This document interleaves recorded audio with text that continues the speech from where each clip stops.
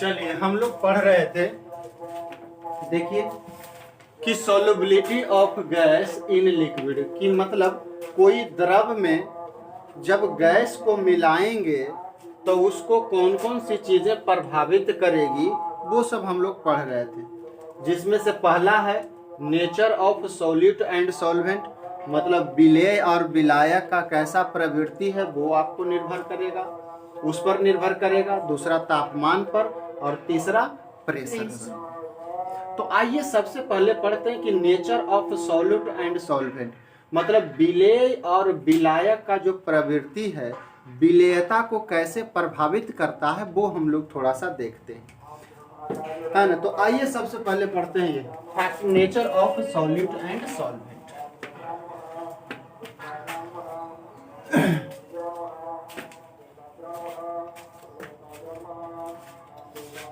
Nature of solute and solvent पहला पढ़ते हैं, nature of solute and solvent. Nature of solute and solvent पहला पढ़ते हैं कि कैसे प्रभावित करता है। एकदम सेम जैसे, ध्यान से गौर से समझिए, पिछला क्लास में हम लोग पढ़े थे कि जिस तरह से जब सॉलिड को लिक्विड में मिलाते हैं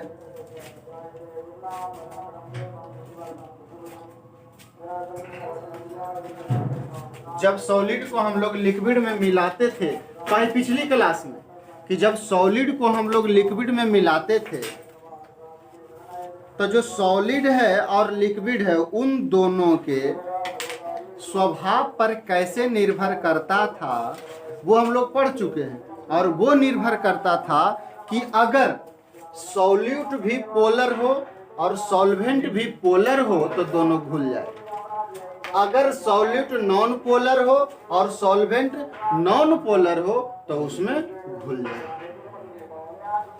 मतलब कि जब सॉलिड पढ़ रहे थे, सॉलिड को लिक्विड में मिला रहे थे उस समय, तो उसकी जो विलेयता है वो निर्भर कर रहा था सॉल्यूट एंड सॉल्वेंट पर, और वो फॉलो करता है लाइक डिजॉल्व लाइक प्रिंसिपल को, मतलब समान समान को घोलता। यहां भी वही बात होगा। गैस, अगर गैस पोलर है तो पोलर लिक्विड में घुल जाएगा, अगर गैस नॉन पोलर है तो नॉन पोलर लिक्विड में घुल जाएगा। मतलब यह भी सॉल्युबिलिटी ऑफ गैस भी फॉलो करता है like dissolve like principal.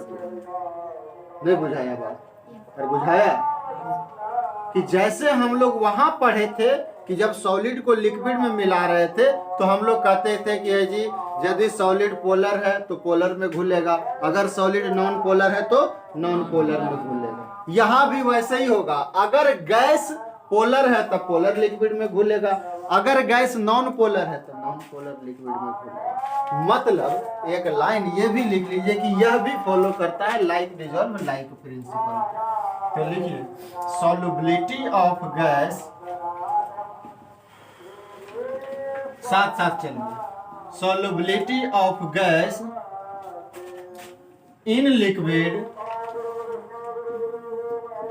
solubility of gas in liquid also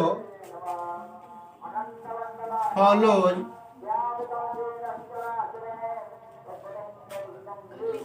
लिखते चलिए, लिखा दिए थे, also follows like dissolve like principle, like dissolve like principle. ठीक है, जो बच्चा लिख लिया है वो नहीं लिखेगा, जो नहीं लिखा है वो नहीं लिखेगा। नहीं, आइए एग्जाम्पल देते हैं। चलिए एग्जाम्पल से समझिएगा, मैंने यहां तक बता दिया था। आइए एग्जाम्पल देखते हैं जरा। मैं एक सॉल्यूट, अब वो सॉल्यूट कैसा होगा? गैस, क्योंकि गैस को मिला रहे हैं लिक्विड में, तो ध्यान देना यहाँ सॉल्यूट गैस होगा। तो मैं एक सॉल्यूट लेता हूँ, नहीं HCl, क्या लेता हूँ? HCl। HCl क्या है? एक गैस है। अरे Cl क्या हाइड्रोजन क्लोराइड गैस है। अगर मैं आपसे पूछना चाहूं कि ए जी ये बेंजीन में ज्यादा घुलेगा कि दारू में ज्यादा घुलेगा, इथेनॉल लिख दियो, काल सूत्र नहीं नाम ही लिख देते हैं इथेनॉल, कि यह पानी में ज्यादा घुलेगा। गैस है जी, लिक्विड में भी होता है गैस में भी होता है। जब दबाव पर रखिएगा तो ये लिक्विड फॉर्म में होगा, अगर खुला छोड़ दीजिएगा तो ये गैस बन जाएगा, है ना, इथेनॉल।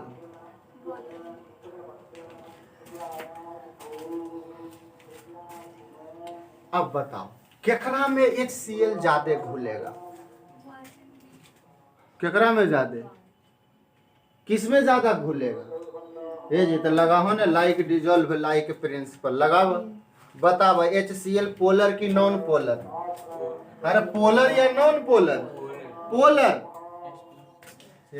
क्लोरीन का इलेक्ट्रोनेगेटिविटी कितना, 3.5, इसका कितना होता है 1 के आसपास, घटा कितना डिफरेंस आएगा, 2.5 डिफरेंस आ रहा है इलेक्ट्रोनेगेटिविटी में, तो बहुत ज्यादा है, तो ये पोलर होगा, तो ये क्या हो जाएगा, पोलर। बेंजीन क्या है, नॉन पोलर। देखा पोलर और नॉन पोलर में मैंने एग्जांपल भी दिया है, तो ये क्या है, नॉन पोलर। और ये वाटर क्या है, पोलर। अब देखो गौर से, यह पोलर है तो किस में ज्यादा घुलेगा, नॉन पोलर में कि पोलर में? पोलर में घुलेगा। तो सॉल्युबिलिटी ज्यादा HCl का पानी में ज्यादा कि बेंजीन में ज्यादा? मतलब इधर से इधर जाएंगे तो सॉल्युबिलिटी बढ़ते जाएगा। मतलब पानी की सॉल्युबिलिटी, मुंह खोल दिए, जिधर के मुंह खुलेगा वो बड़ा होता, तो H2O बड़ा हो जाएगा, मतलब H2O की सॉल्युबिलिटी ज्यादा, H2O में HCl की सॉल्युबिलिटी ज्यादा हो जाएगी, और बेंजीन से ज्यादा इथेनॉल में हो जाएगा। अरे बोलो यार, नहीं समझा? अरे यो पोलर था, पोलर में ज्यादा घुलेगा, नॉन पोलर में कम, तो ओने के मुंह खोल दिए। एक एग्जांपल और देते हैं, O2 ऑक्सीजन। और अब मैं पूछता हूं कि बताओ ऑक्सीजन बेंजीन में ज्यादा घुलनशील होगा, ज्यादा घुलेगा कि इथेनॉल में घुलेगा कि पानी में घुलेगा? बताओ जल्दी, किस में ज्यादा घुलेगा ऑक्सीजन? एक सच्चे में तुम लोग बोतल है यार, ये पोलर की नॉन पोलर? हे भगवान, अरे नॉन पोलर यार, इलेक्ट्रोनेगेटिविटी दोनों ऑक्सीजन, तो घटाओगे तो इलेक्ट्रोनेगेटिविटी लगभग क्या, 0, 3.5 में गया 0, तो ये क्या हो जाएगा, नॉन पोलर। कल पोलर नॉन पोलर के बारे में उतना देर बताए, फिर भी नहीं पढ़ा घर में। तो बताइए, ये है नॉन पोलर, और बेंजीन क्या है, नॉन पोलर। पानी क्या है, पोलर।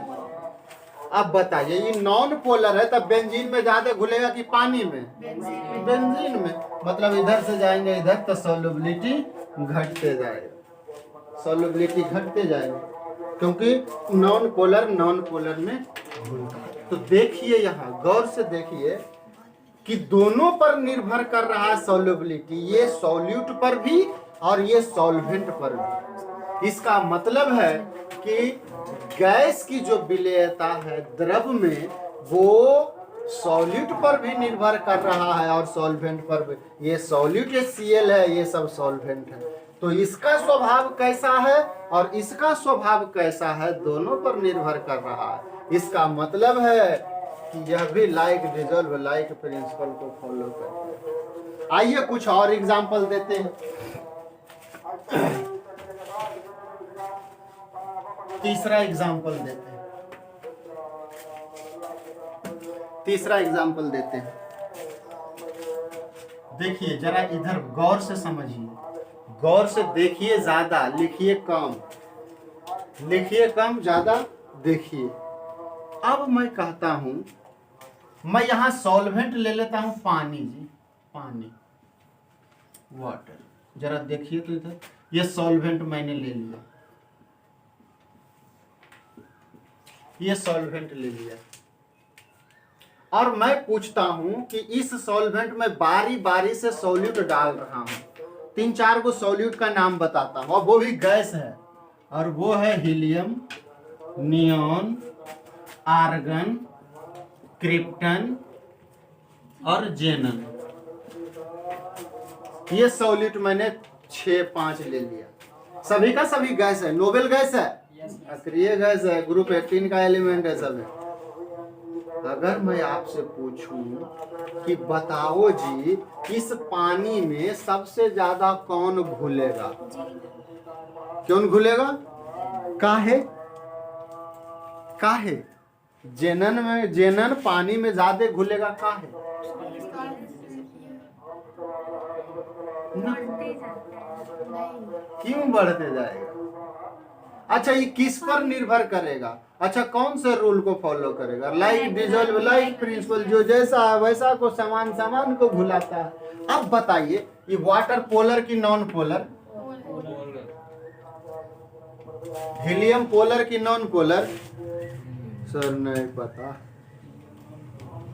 सर नहीं पता जी। तब पोलरिटी तो तभी मैं बताया था कि जब 2 गो रहेगा तो इलेक्ट्रोनेगेटिविटी घटा देवो तब पता चल जेतो कि ज्यादा इलेक्ट्रोनेगेटिव। अब ये एक गो है, ये तो एलिमेंट के फॉर्म में है, ये तत्व के फॉर्म में, तो कहां से कैसे पता करेंगे सर। तब मैं बताता हूं कि जैसे जैसे साइज बढ़ता है वैसे वैसे पोलरिटी बढ़ता है। मतलब ये जो है इधर से इधर जा रहे हैं तो साइज बढ़ रहा है ना जी, साइज बढ़ रहा है जी। अरे वो ग्रुप 18 में ऊपर से नीचे लिखे हैं देखो ना जी, वो सबसे ऊपर में हीलियम, उसके बाद नियॉन, आर्गन, क्रिप्टन और नीचे में जेनॉन। और मैंने बताया था कि पीरियोडिक टेबल में ऊपर से नीचे जाते हैं तो साइज क्या होता है, बढ़ते जाता है। तो इधर से इधर जाएंगे तो साइज बढ़ेगा। मिटा दियो इसको, ये दोनों मिटा दियो, जल्दी लिखो तो। इधर से इधर जाएंगे तो साइज बढ़ेगा, साइज बढ़ेगा इसका मतलब है इधर से इधर जाएंगे तो पोलरिटी भी बढ़ेगा, पोलरिटी, पोलरिटी भी बढ़ेगा। मैं समझाता हूं कैसे कैसे पोलरिटी बढ़ता है। मैं थोड़ा सा जल्दी लिख लीजिए, उसके बाद में पोलरिटी कैसे बढ़ता है, साइज पर कैसे निर्भर करता है, मैं थोड़ा सा आपको समझाता हूं।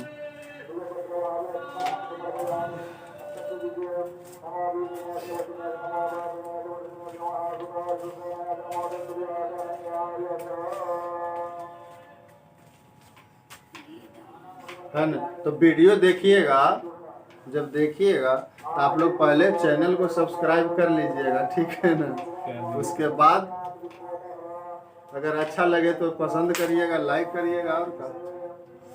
और फिर अगर दोबारा देना चाहते हैं तो आप घंटी बजा दीजिएगा, बेल आइकन को दबा दीजिएगा कि जब भी मैं नया वीडियो डालूं तो आपको मोबाइल पर चला जाए,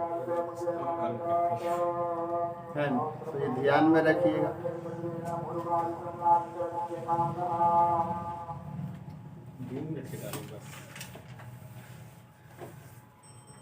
बीच में नहीं, बात नहीं, बंद होगा तब बात करेंगे वो सब, है ना।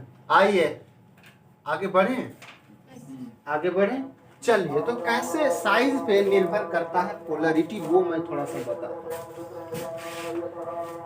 देखिए बहुत मजेदार ये सब चीजें आपको मिलेगा नहीं कहीं भी, जितना मैं अंदर तक पढ़ा देता हूँ ना, मिलेगा आप लोगों को कहाँ से, ये सब चीजें पता ही नहीं चलेगा कि साइज बढ़ता है सर, तब पोलरिटी कैसे बढ़ता है। अच्छा पोलरिटी का कोई मतलब बताओ। पोलरिटी का मैंने मतलब बताया कि यदि कोई पोलर होगा तो एक प्लस चार्ज और माइनस चार्ज आएगा, प्लस चार्ज और माइनस चार्ज आएगा। अगर जिसमें प्लस चार्ज और माइनस चार्ज आ रहा है, मतलब अगर ध्रुव बन रहा है, ध्रुवीय इसीलिए तो कहते हैं अगर ध्रुव बन रहा है तो ध्रुवीय होगा, पोलर होगा। तो कैसे सर साइज बढ़ता है तो ध्रुव प्लस माइनस कैसे हो जाता है, ये बहुत मजेदार चीज है। देखिए मैं बजाता हूँ। मान लो ये हीलियम का साइज इतना है, मान लो नियोन का साइज इतना है, मान लीजिए आर्गन का साइज इतना है, मान लीजिए क्रिप्टन का साइज इतना, मान लीजिए जेनॉन का साइज इतना बड़ा है। बुझाइलो कि नहीं? और बुझाया कि नहीं? इतना बड़ा है।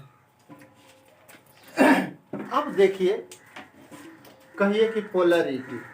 अच्छा, साइज का मतलब ये कक्षा होगा, परमाणु का आकार होगा, उसमें इलेक्ट्रॉन घूम रहेगा, इलेक्ट्रॉन घूम रहेगा, इलेक्ट्रॉन घूम रहेगा, इलेक्ट्रॉन घूमते रहेगा, इलेक्ट्रॉन घूमते रहेगा।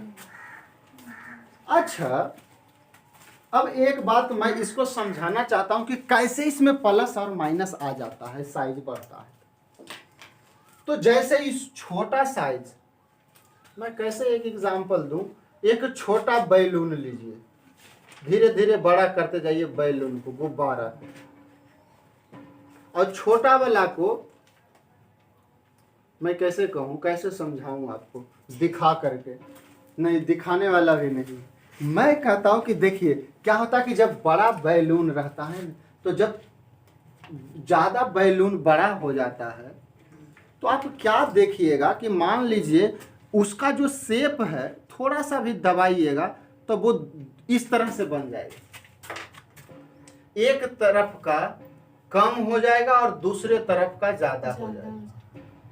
इसमें पॉसिबल है बड़ा वाला साइज में, लेकिन छोटा वाला साइज में चूंकि छोटे को है ही है तो ये होगा कितना, कहाँ होगा, ज्यादा हो ही नहीं पाएगा, ज्यादा हो ही नहीं पाएगा एक साइड। और एक साइड ये क्या है, ये कुछ नहीं, इलेक्ट्रॉन क्लाउड है जी।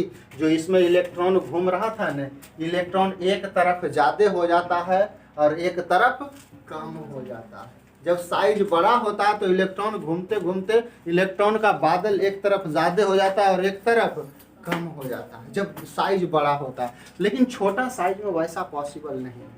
तो जब साइज बड़ा होते जाता है तो इलेक्ट्रॉन का जो डिस्ट्रीब्यूशन है, बंटवारा है, वो अनइक्वल हो जाता है, असमान हो जाता है, और एक तरफ ज्यादा हो जाता है और एक तरफ कम हो जाता है। और एक तरफ अगर इलेक्ट्रॉन ज्यादा हो गया, इलेक्ट्रॉन पर कैसा चार्ज, निगेटिव चार्ज, तो एक तरफ इलेक्ट्रॉन ज्यादा हो जाएगा तो एन निगेटिव हो जाएगा और एन से सब भाग जाएगा तो एन पॉजिटिव हो जाएगा। तो देखिए दूगो पोलर बन गया, दूगो पोल बन गया, दूगो ध्रुव बन गया, एक प्लस और माइनस।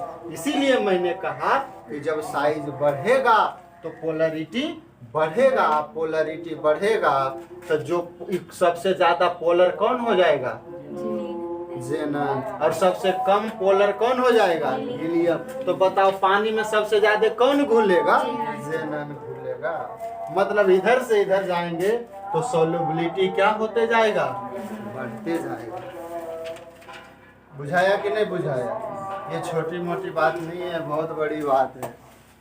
समझ में आया है ना? तो ये मैंने आपको बताया कि कैसे, देखो ना, स्वभाव पर निर्भर कर रहा है। सॉलिड पोलर है तो पोलर में ही ज्यादा घुल रहा है, तो स्वभाव पर निर्भर तो करा ना। अरे करा कि नहीं करा? करा तो नहीं समझा। चलिए दूसरा पढ़ते हैं अब हम लोग, टेम्परेचर। कैसे टेम्परेचर प्रभावित करता है ना? लिखा जल्दी, लिख लीजिए जल्दी, 1 सेकंड में।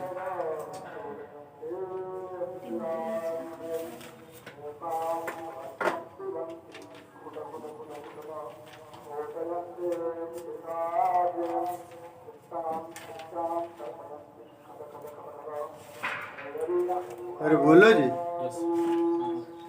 अच्छा किसका पढ़ रहे हैं? गैस का लिक्विड में सॉल्युबिलिटी पढ़ रहे हैं। और मैंने बताया दूसरा पढ़ते हैं टेम्परेचर। मिटा दें? आइए दूसरा फैक्टर है जो टेम्परेचर प्रभावित करता है सॉल्युबिलिटी को। कैसे प्रभावित करता है आइए देखिए।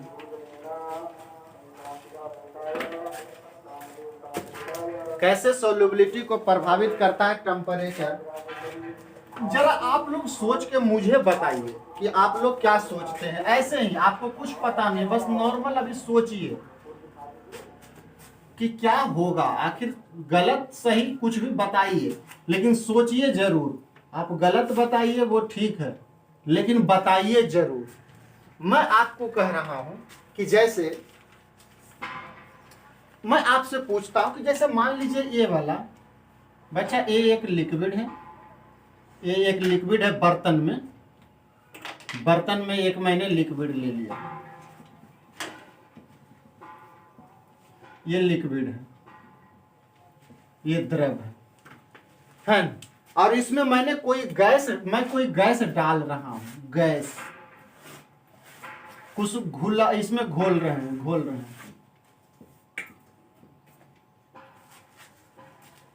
और मैं नीचे से इसका टेम्परेचर बढ़ा देता हूं। क्या कर देता हूं? टेम्परेचर बढ़ा देता हूं। तो अब बताओ, ये गैस इसमें ज्यादा घुलेगा कि और कम घुलेगा? कम घुलेगा कि ज्यादा घुलेगा? नहीं जी, अगर बताओ ये टेम्परेचर दीजिएगा तो कम घुलेगा कि ज्यादा घुलेगा? कम घुलेगा। कैसे? ये जी, ये तो गैस ने है, ये तो ऐसे ही इधर उधर घूमने वाला जाती है, गैस ही तो अपने इधर उधर घूमते रहता है। और एरा जब किसी में आप डालिएगा, विलय करवाइएगा, घुलाइएगा, तो आपको जबरदस्ती घुलाना पड़ेगा थोड़ा सा। और आप इसको ऊपर से गर्म कर रहे हैं, तो गर्म कर रहे हैं तो ये लिक्विड क्या उबले लगेगा, तो ये क्या होगा, इससे गैस बाहर भागे लगेगा, अब बाहर भाग के उड़ जाएगा, तो जे जरीबन घुला हुआ था वो भाग जाएगा। मतलब कि जब आप टेम्परेचर बढ़ाइएगा तो यहाँ सॉल्युबिलिटी क्या होगा? घटेगा। सॉल्युबिलिटी घटेगा, एकदम सिंपल सा। लेकिन मैं अब पूछता हूं फिर से, ध्यान दीजिए, सॉल्यूट प्लस सॉल्वेंट, और मैंने पढ़ा दिया है इक्विलिब्रियम पर सॉल्यूशन। तो उस जब मैंने पिछला बार पढ़ाया था कि सॉलिड इन लिक्विड जब पढ़ा रहा था, ध्यान दो कि जब सॉलिड था और सॉल्वेंट लिक्विड था, तो टेम्परेचर पर कैसे आश्रित था? टेम्परेचर कैसे प्रभावित करता था? याद आ रहा है कुछ? भुला गया। अरे पिछला बार बताए थे कि अगर सॉल्यूट हो, मतलब सॉलिड हो और सॉल्वेंट लिक्विड हो, और सॉलिड को लिक्विड में डाल रहे हैं और उसमें जब टेम्परेचर बढ़ा रहे हैं तो इसका सॉलिड का विलेयता बढ़ेगा कि घटेगा? वो पिछला बार नहीं पढ़ाए हैं। तो बताइए, सॉलिड के केस में टेम्परेचर बढ़ाते हैं तो क्या होता है? सॉल्युबिलिटी बढ़ता है कि घटता है? एकदम बोतल यार। मैंने 2 केस बताया था कि अगर रिएक्शन एक्सोथर्मिक है तो घटेगा, अगर रिएक्शन इंडोथर्मिक है तो बढ़ेगा। सब भुला गए। मतलब अगर रिएक्शन एक्सोथर्मिक है तो सॉल्युबिलिटी घटेगा, और इंडोथर्मिक है तो, अब यहाँ सॉल्युबिलिटी घट रहा है, यहाँ सॉल्युबिलिटी, इसका मतलब गैस को लिक्विड में डालना एक एक्सोथर्मिक प्रोसेस है, तभी तो घट रहा है। मतलब ये कैसा प्रोसेस है? एक्सोथर्मिक है, ऊष्मा क्षेपी है। ये कैसी है? ऊष्मा क्षेपी। तो यही बताइएगा, अगर आपसे कोई पूछे कि ये जी तापमान कैसे प्रभावित करता है द्रव में गैस की विलेयता को, तो कहिएगा जी टेम्परेचर बढ़ाएंगे तो सॉल्युबिलिटी घटेगा, सॉल्युबिलिटी घटेगा। अब फिर अगर एक क्वेश्चन कर दे कि काहे, तो कहिएगा ये जी ये एक्सोथर्मिक प्रोसेस होता है। ये क्या होता है? एक्सोथर्मिक प्रोसेस, इसीलिए सॉल्युबिलिटी घटेगा। तो अगर फिर तीसरा क्वेश्चन करे कि ये कहाँ से तूने सीखा कि एक्सोथर्मिक रहेगा तो सॉल्युबिलिटी घटेगा, तब क्या जवाब दीजिएगा? तो क्या जवाब दीजिएगा? अगर आपसे पूछे कि कहाँ से आपने सीखा कि इग्जोथर्मिक रहता है तो टेम्परेचर बढ़ाने पर सॉल्युबिलिटी घटेगा, कहाँ से आपने ये सीखा? तो कहिएगा नहीं जी, ली चैटलियर ने बताया है। के बताया है? ली चैटलियर ने। बुझाया कि नहीं? उसी के आधार पर तो ये सब हम लोग बता रहे हैं। तो पढ़वे नहीं करिएगा तो याद कहाँ से रहेगा? नहीं। तो आइए मैं एक लाइन यहां लिख देता हूं और आप लोग साथ साथ लिखते चलिए।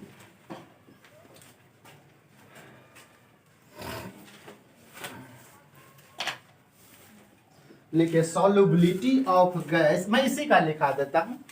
Solubility of gas, solubility of gas, solubility of gas, solubility of gas in liquid, solubility of gas in liquid decreases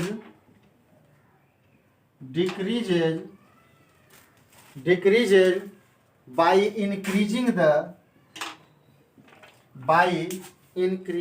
temperature, by increasing the temperature, by increasing the temperature.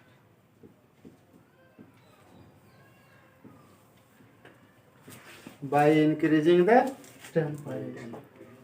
नहीं जी, बुझेलो कि नहीं? कि यदि तापमान को बढ़ाइएगा तो गैस की विलेयता द्रव में घटेगा, भाग जाएगा, उड़ जाएगा। तापमान बढ़ाइएगा तो गैस जे भी घुलल तो भाग जाएगा। ऐसे ही एग्जाम्पल पर याद रखिए, एकदम लैंग्वेज मत याद रखिए। एग्जाम्पल, गैस घुला हुआ है तो तापमान देंगे तो उड़ जाएगा। जैसे कोका कोला, जैसे ही ढक्कन खोल दो सब गैस भाग जाता है। और थोड़ा सा गर्म कर दो ना कोका कोला, कुल्ले भाग जाएगा। इसीलिए तो फिर गर्म हो जाता है तो अच्छा नहीं लगता है, कहते हैं गर्म हो गया नहीं पियेंगे, अच्छी नहीं। क्यों? क्योंकि जो भी था भाग गया उसमें। बुझाया कि नहीं बुझाया? तो इससे एग्जाम्पल से याद रखो कि वो गैस की विलेयता अगर टेम्परेचर बढ़ाएंगे तो घटेगा। कैसे एक्सप्लेनेशन कैसे दीजिएगा जी?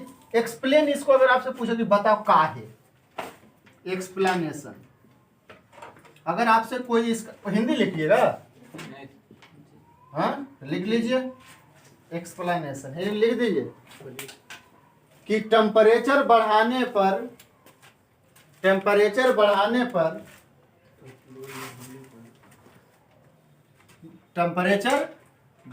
द्रव में गैस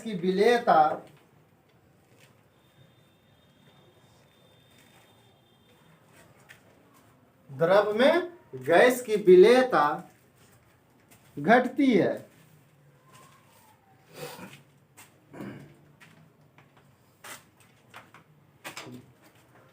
द्रव में गैस की विलेयता घटती है। अरे बोलो जी, तो एक्सप्लेन कैसे करिए? काल एक्सप्लेन, एगो लाइन लिख देना फालतू का, है ना, एगो लाइन लिख दे, ज्यादा क्या इसमें, उतना कुछ नहीं है, लिख दीजिए। Because dissolution of gas, because क्योंकि dissolution of gas in liquid is an exothermic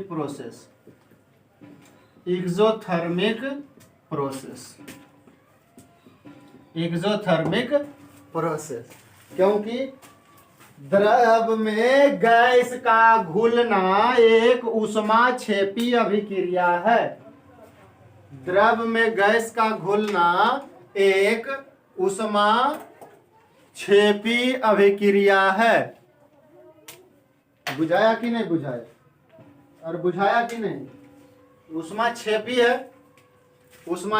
है तो सॉल्युबिलिटी घटेगा।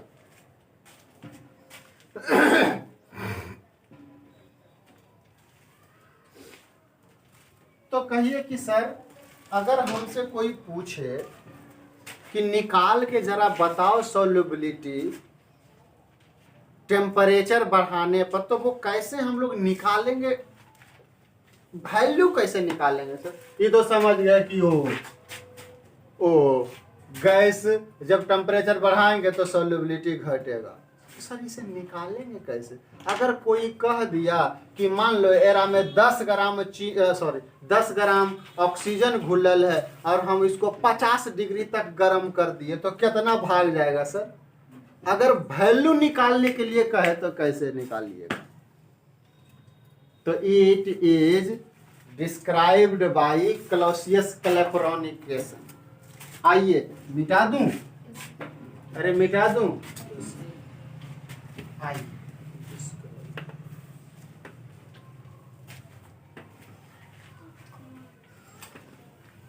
आइए देखते हैं,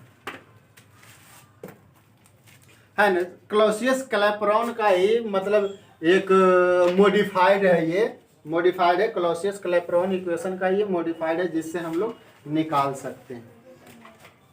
तो लिख लीजिए, it is described by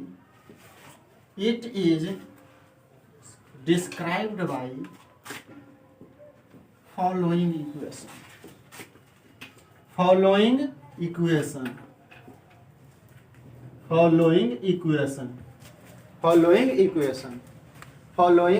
it is described by following equation. ये निम्नलिखित समीकरण के द्वारा वर्णित किया जाता है। नीचे में एक, अब देखो, अब नहीं लिखा, अब देखिए ये कौन सा इक्वेशन है? ये इक्वेशन है, ये वाला देखो, ln C2/C1 equal to delta H solution बटा R into 1/T1 minus 1/T2। ये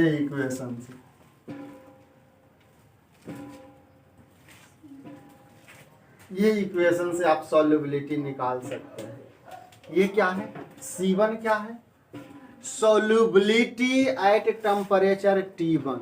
मतलब कोई बिलियन ये है, कोई बिलियन है, इसमें गैस घुला हुआ है, वो T1 टेम्परेचर पर है और मान लेते हैं इसमें गैस की विलेयता C1 है। सर विलेयता कौन चीज में मापते हैं सर? खाली विलेयता कह रहे हैं, हमको पता नहीं चल रहा है विलेयता कैसे मापेंगे। विलेयता का मतलब होता है कि कितना सॉल्वेंट में घुला हुआ है, और यही ना विलेयता होता है। विलेयता का मतलब कोई सॉल्वेंट में कितना घुला हुआ है, और निश्चित सॉल्वेंट में, देखो परिभाषा, निश्चित सॉल्वेंट में जितना सॉल्यूट घुला रहेगा वही तो विलेयता है। तो यह जो विलेयता है यहां हम लोग मोलरिटी में निकालेंगे। जितना मोलरिटी होगा इस बिलियन का वही उसका विलेयता कहलाएगा।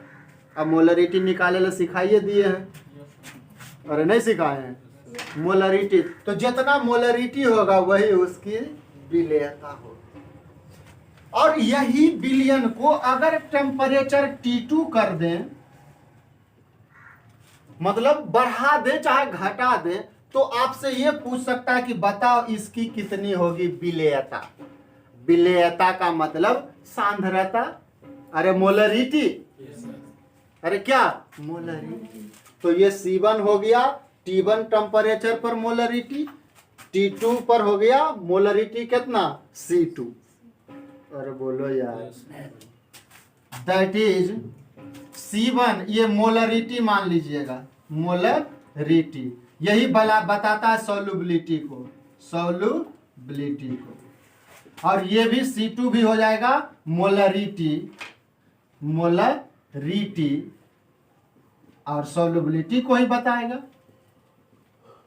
और ये हो जाएगा टेम्परेचर T2 पर, T2 पर सांद्रता C2 या विलेयता C2, T1 पर विलेयता C1। अरे बोलो, तो आप चार को समझ गए, C1, C2, T1, T2। कोई डेल्टा एच क्या है सर? कल बता रहे थे, चेंज इन इंथैल्पी, या हीट कर रहे थे पिछला कि डेल्टा एच निगेटिव तो एक्सोथर्मिक होता है, तो वही डेल्टा एच है। दोनों के इंथैल्पी सॉल्यूशन और मतलब प्रोडक्ट और reactant, right side and left side के उष्मा का अंतर, इंथैल्पी का अंतर, वो डेल्टा एच होता है। चेंज इन इंथैल्पी, इसे क्या बोलते हैं? Change in enthalpy, change in enthalpy. और आर क्या है? यूनिवर्सल गैस कांस्टेंट, नहीं याद है, मैंने बताया था एटॉमिक स्ट्रक्चर में, यूनिवर्सल गैस, यूनिवर्सल गैस ये कांस्टेंट होता है, इसका मान होता है 0.0821। एटीएम में लीजिएगा तब, जूल में लीजिएगा तो 8.314, कैलोरी में लीजिएगा तो इसका मान 2 होता। मैं हर जगह लिखा दिया, आएगा तो मैं लिखा दूंगा इसका मात्रा। और किसी चीज की जरूरत नहीं, सब चीज। अब बात मान लो T1 T2 C1 दे दिया, C2 निकाले का फट से लगा देना क्लॉसियस क्लैपेरॉन इक्वेशन, उसी का मॉडिफाइड वर्जन है। क्लॉसियस में वहाँ P2 P1 होता है, लेकिन इसको भी बोल देते हैं क्लॉसियस क्लैपेरॉन ही, तो नाम इसका हो जाएगा क्लॉसियस। लिख दियो कि नहीं? Clausius Clapeyron equation, Clausius Clapeyron equation, Clausius Clapeyron equation.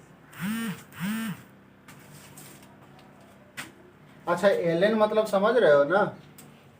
नहीं समझ, अरे ये लॉग है, लॉग है, बेस में ई है, एन।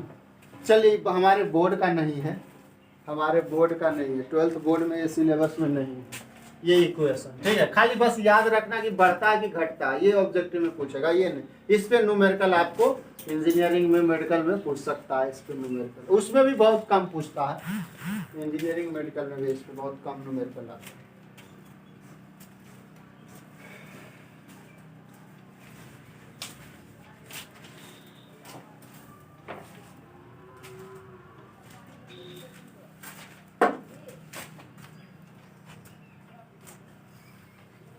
जल्दी लिखिए।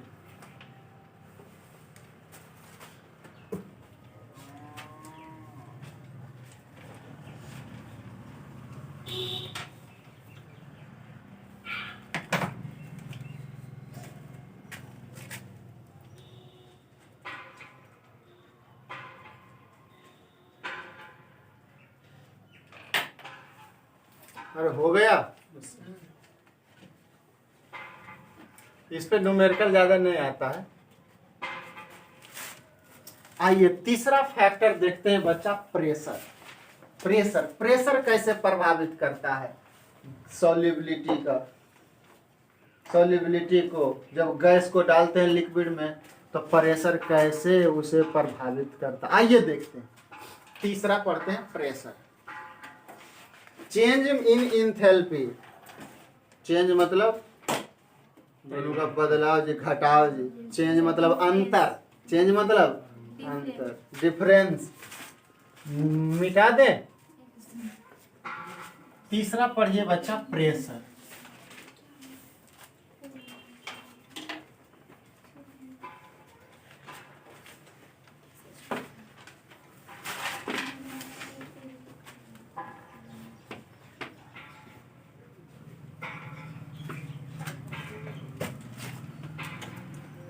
आइए प्रेशर तीसरा, यानी कि प्रेशर कैसे मतलब दबाव या दाब, एक ही बात कर सकते हैं, दबाव या दाब। आइए मैं आपको थोड़ा सा दो एग्जांपल देता हूं फिगर बना करके।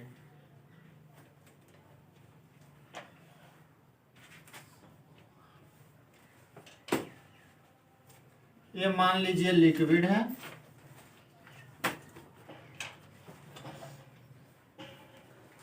है ना, ये लिक्विड है और एक लिक्विड और है।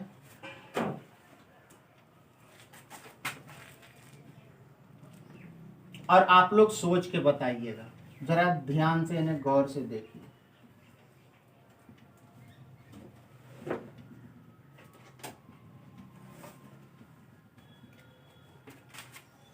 जी ये हो गया। इसमें किसकी विलेयता? गैस को। चलिए घुला देते हैं। मान लीजिए ये गैस घुला हुआ है इसमें,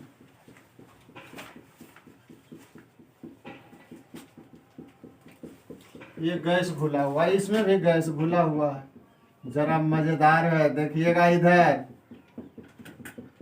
और यही देता है हेनरी लॉ।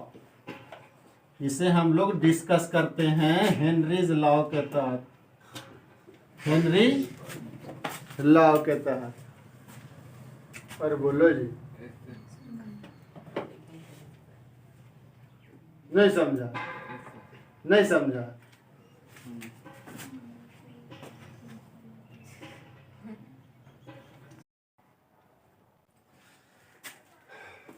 चलिए तो देखते हैं हम लोग कि दो सॉल्यूशन हम लोग लेते हैं। एक है ये वाला और एक ये वाला, और इसमें गैस घुला हुआ है। गैस घुला हुआ है, ध्यान से देखिएगा। इसमें भी गैस घुला हुआ है, इसमें भी गैस घुला हुआ है।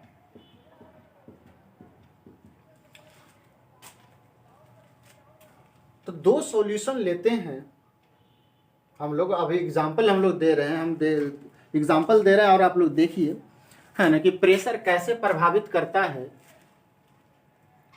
द्रव में गैस की विलेयता।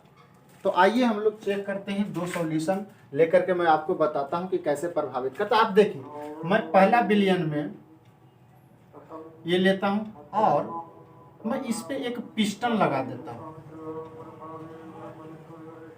एक पिस्टन लगा देता हूं, और इसमें भी पिस्टन लगा देता हूं, एक पिस्टन लगा देता हूं। अब ध्यान से देखिए, जो ये गैस घुला हुआ था, तो ऐसा नहीं है कि सबका सब गैस घुला हुआ था। कुछ कुछ यहाँ पे ऊपर में भी मंडरा रहा होगा, घूम रहा होगा, घूम रहा होगा। और मान लीजिए कि मैं इस पे 5 केजी का वजन रखता हूं और इस पे 15 केजी का वजन रखता हूं, और मैं आपसे पूछता हूं कि ये जरा बताइए तो, कि अगर इस सॉल्यूशन में मैं 5 केजी का वजन रखता हूं पिस्टन पर, और इस सॉल्यूशन में 15 केजी का वजन रखता हूं पिस्टन पर, तो जरा देखिए कि किसमें ज्यादा प्रेशर लगेगा। प्रेशर मतलब कि कौन नीचे तक ज्यादा जाएगा। जैसे आप एग्जांपल नहीं समझे, चलिए आइए मैं एग्जांपल देता हूं सिरिंज वाले। आप लीजिए एक सिरिंज, आप जिसे आप सुई देते हैं घर में बच्चों को, तो वो देखिए क्या होता है कि जैसे ही ज्यादा बल लगाते हैं तो थोड़ा ज्यादा अंदर तक जाता है वो पिस्टन, जो सिरिंज में पिस्टन लगा हुआ है, ज्यादा बल लगाते हैं तो ज्यादा जाता है। उसी प्रकार से यहाँ देखिए कि यहाँ 5 केजी है और यहाँ 15 केजी है, तो 5 केजी ज्यादा कम बल लगाएगा तुलना में 15 केजी। तो इस केस में जो पिस्टन है इसकी तुलना में कम दबाव लगाएगा। और अब बताइए कि जब आप ये पिस्टन लगाइएगा, पिस्टन यहाँ लगा दिए हैं और 5 केजी का वजन रख दिए हैं, और ये आपको नीचे की ओर पिस्टन जा रहा है। ध्यान से देखिए, नीचे की ओर पिस्टन जाएगा, ये थोड़ा ज्यादा नीचे जाएगा, ये थोड़ा कम नीचे जाएगा। मतलब ये वाला ज्यादा दाब लगाएगा, ये वाला थोड़ा कम दाब लगाएगा। लेकिन ये हमें नहीं यहाँ सीखना है। हमें यहाँ सीखना है कि जब दाब ज्यादा बढ़ेगा या दाब घटेगा तो जो गैस है उसकी विलेयता पर क्या प्रभाव पड़ेगा, क्या प्रभाव पड़ेगा, इसकी विलेयता पर क्या प्रभाव पड़ेगा। अब आप सोच करके देखो कि यहाँ गैस है और इसको पिस्टन से दाब रहे हैं, तो ये गैस अंदर लिक्विड में जाएगा कि और बाहर निकल जाए, है ना। तो ये जैसे ही दबाव बढ़ाइएगा ये गैस अंदर की ओर जाएगा, लिक्विड में सॉल्युबल होने लगेगा, लिक्विड में सॉल्युबल होने लगेगा। इसका मतलब है कि जब हम लोग प्रेशर बढ़ाते हैं, जब हम लोग प्रेशर बढ़ाएंगे तो गैस की विलेयता सॉल्युबिलिटी बढ़ेगा। और इस केस में चूंकि वजन हम लोग 15 केजी रखे हैं, इसमें हम लोग 5 केजी रखे हैं, तो इसमें प्रेशर ज्यादा है, इसका मतलब इसमें ज्यादा गैस घुलेगा इसकी तुलना में। क्योंकि प्रेशर इसका ज्यादा है तो मैंने इसीलिए P1 P2 लिख दिया कि अब बताओ P1 ज्यादा कि P2, तो इसमें ज्यादा वजन है, मतलब ये ज्यादा आपको प्रेशर एग्जर्ट करेगा, ज्यादा दबाव उसके द्वारा लगेगा 15 केजी के द्वारा। तो अभी मैंने बताया आपको, फिर से एक बार सुन लीजिए कि जैसे ही आप दबाव बढ़ाते हैं तो गैस जो ऊपर में घूम रहा था वो आपको लिक्विड में घुलने लगेगा। मतलब जैसे ही दबाव बढ़ाइएगा सॉल्युबिलिटी गैस का बढ़ते जाता है। और यही बताता है, यही तो है हेनरी लॉ। यही बात है कि जब आप प्रेशर बढ़ाते हैं तो गैस की विलेयता द्रव में बढ़ जाती है, यही तो हेनरी लॉ है, हेनरी लॉ है। तो आइए उसी को हम लोग हेनरी लॉ को लिख लेते हैं। और ये बोर्ड में 2 नंबर में पूछता है जी, हेनरीज लॉ। ये क्या कहता है हेनरी का नियम? ये क्या कहता है कि the solubility of gas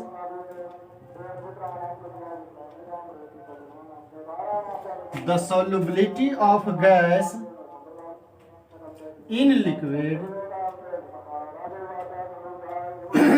solubility of gas in liquid is directly proportional to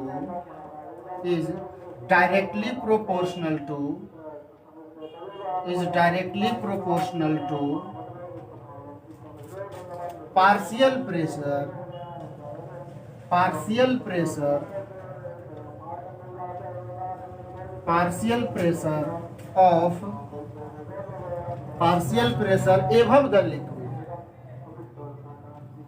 above the liquid solution, या above the liquid भी लिख सकते हैं, above the liquid at constant temperature,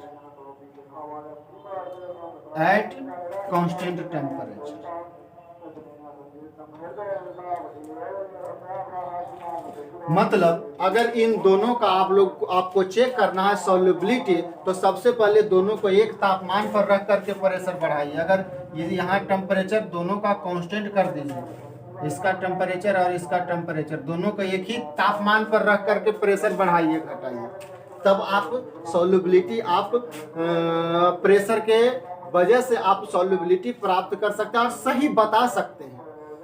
तो यही कहता है कि हेनरी ने बोला कि solubility of gas in liquid is directly proportional to partial pressure above the liquid. Liquid के ऊपर जो आंशिक दबाव है वो आंशिक दबाव partial pressure above the liquid के ऊपर पार्शियल प्रेशर द्रव में गैस की विलेयता के समानुपाती होता है और एट कांस्टेंट टेम्परेचर, मतलब नियत तापमान पर। यही हेनरी कहता है कि समान तापमान पर द्रव में गैस की विलेयता लिक्विड के ऊपर द्रव के ऊपर आंशिक दबाव के समानुपाती होता है। इसका मतलब जो इसमें गैस घुला हुआ है उसकी जो सॉल्युबिलिटी है वो डायरेक्टली प्रोपोर्शनल होगा partial pressure above the liquid. Partial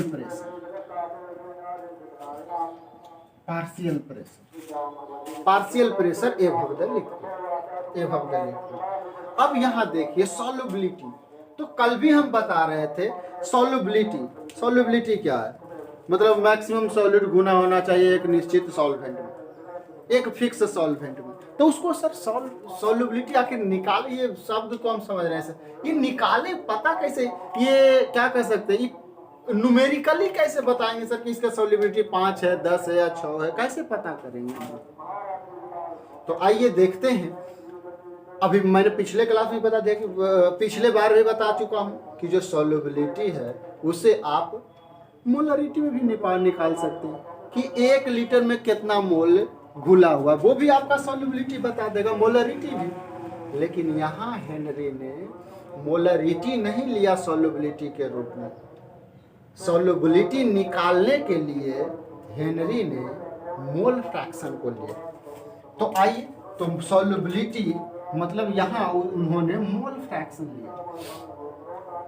तो मोल फ्रैक्शन हम x से सूचित करते हैं। Mole fraction of gas directly proportional to partial pressure, मतलब x डायरेक्टली प्रोपोर्शनल होगा p के, मतलब सॉल्युबिलिटी पार्शियल प्रेशर के डायरेक्टली प्रोपोर्शनल होगा। तो आइए इसे हम थोड़ा सा इस तरह से लिख देते हैं, इस तरह से लिख देते हैं। आइए मिटा देते हैं इसे। हम इस तरह से लिखते हैं कि P directly proportional to x, एक ही बात है, उलट दी। और चूंकि जब प्रोपोर्शनलिटी साइन आप हटाइएगा यहां से, तो आपको एक कांस्टेंट देना पड़ेगा, और वो कांस्टेंट है KH, यही है। तो ये बन गया KH इंटू एक्स। यही इसी को बोलते हैं हम लोग हेनरी इक्वेशन।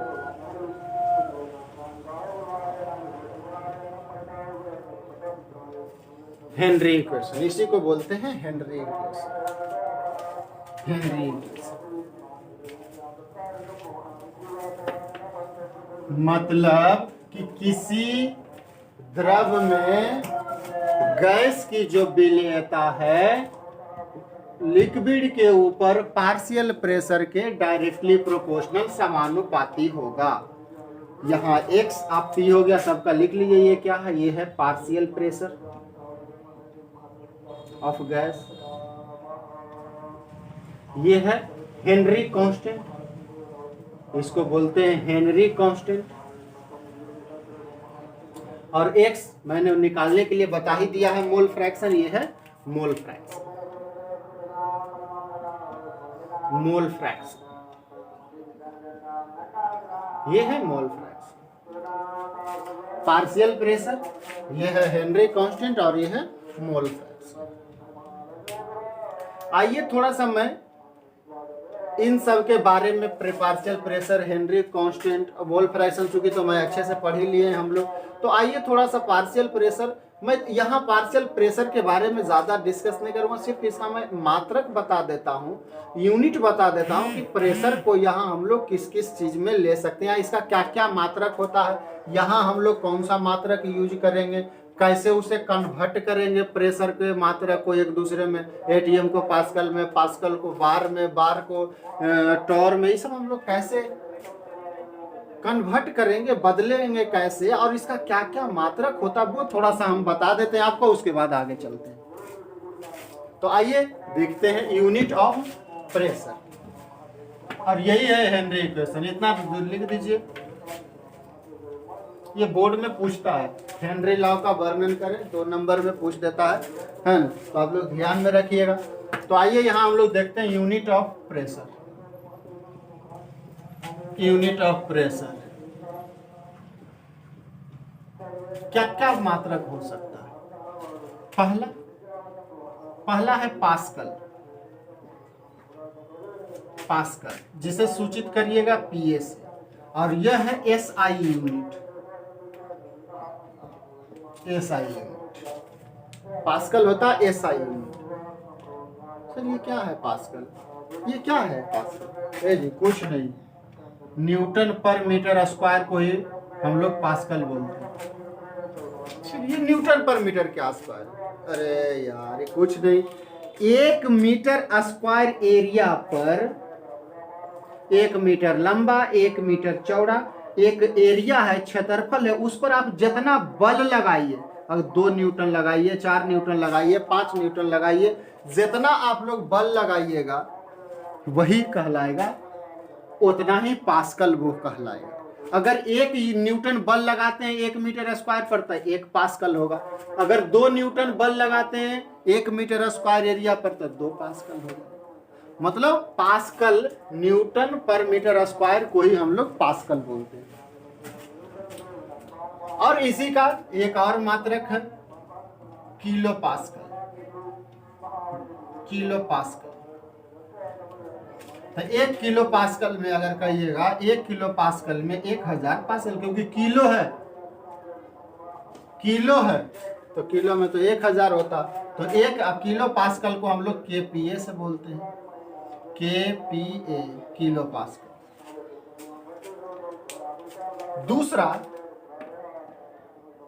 दूसरा इसका मात्रक होता है प्वाइज। प्वाइज,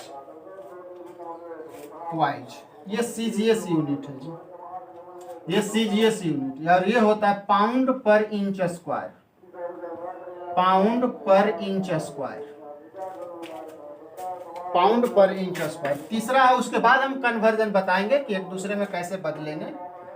तीसरा है सेंटीमीटर एच जी, नाम सुने ही होंगे, 76 सेंटीमीटर एच जी पारा का। कितना रहता है पारा जी? 76 सेंटीमीटर एच जी, है ना। बताइए वायुमंडलीय दाब कितना है सेंटीमीटर एच जी होता, तो कहते हैं 76 सेंटीमीटर एच जी। दूसरा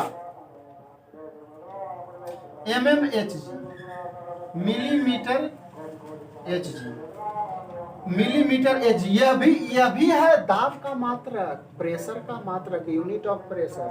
और इसी का दूसरा नाम है Tor. Tor,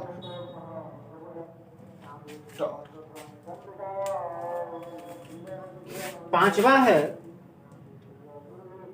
atmosphere. Atmosphere, atmosphere जिसे शॉर्ट में एटीएम कहते हैं, और ज्यादातर हम लोग यही यूज करते हैं। छठा है बार। तो ये 6 आपका प्रेशर का मात्रक होता है, लेकिन हम लोग केमिस्ट्री में ज्यादातर यूज करते हैं एटीएम और बार, और कभी कभी पास्कल यूज करते हैं हम लोग, है ना। तो इन सभी का कन्वर्जन भी बताएंगे कि पास्कल से एटमॉस्फेयर में कैसे बदलेंगे, बार को एटमॉस्फेयर में कैसे बदलेंगे, बार को टॉर में कैसे बदलेंगे, टॉर को एटीएम में कैसे बदलेंगे। सब चीज का कन्वर्सेशन हम लोग देखेंगे, है ना। और उसके बाद हेनरी के इक्वेशन पर कुछ न्यूमेरिकल हम लोग कल करेंगे, है ना। चलिए आज के लिए इतना ही, हम लोग कल देखेंगे नेक्स्ट, है ना। नेक्स्ट क्लास में हम लोग इस पे कुछ न्यूमेरिकल करेंगे। चलिए ठीक है, कल आते हैं, है ना, कल देखते हैं नेक्स्ट।